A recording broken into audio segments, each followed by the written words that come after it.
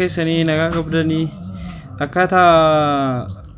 Satoshi irraa wanni gara OXT link goonu adreesii isiniif hima. Na hordofaa baay'ee jalqaba gara nu dhufuun duratti maal godhuu qabdan yeroo bakka kana dhuftan maal nu gaafata link withdraw address nu gaafata irra dhoyina jalqaba irratti withdraw address dha. Withdraw address aanee asset password kan jedhamu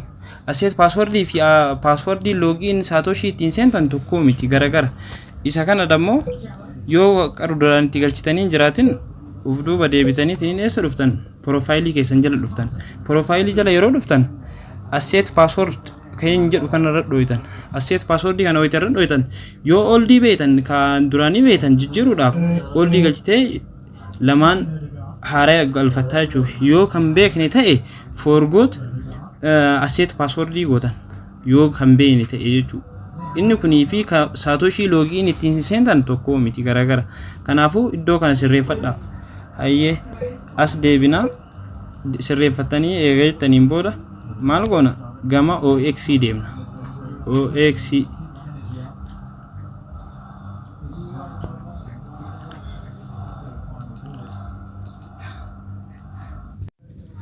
hayyee OXT kenna bannee jirra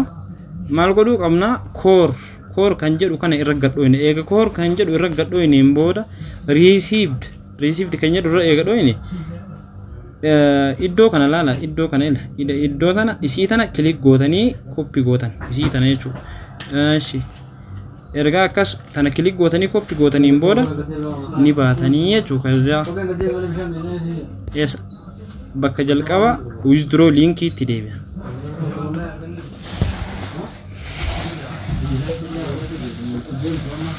withdraw link itti eega deebineen booda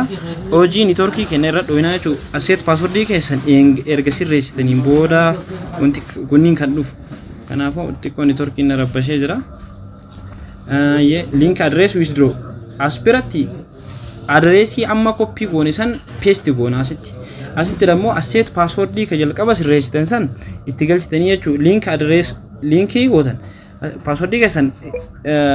ni galchitanii jechuudha as biratti jechuudha anduraan galchee link godhee waan jedheef narkaa fail waan godhuuf kanaafuu isin asitti password keessan erga galchitaniin booda maal isinii dhufa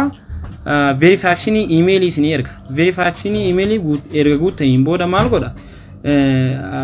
gara wanni isinii erga verified fuula keessan face isa ashaaraa fuulaa isin gaafata ashaaraa fuulaa keessan tartiibaan gootanii tiin xumuruudha achi booda homaan jiru hanga gaafa guyyaan 30 dhumatutti ni eegna kanuma akkaataan itti withdraw link itti gootan link godhuu bichaadha wanti isin irraa eegamu galatooma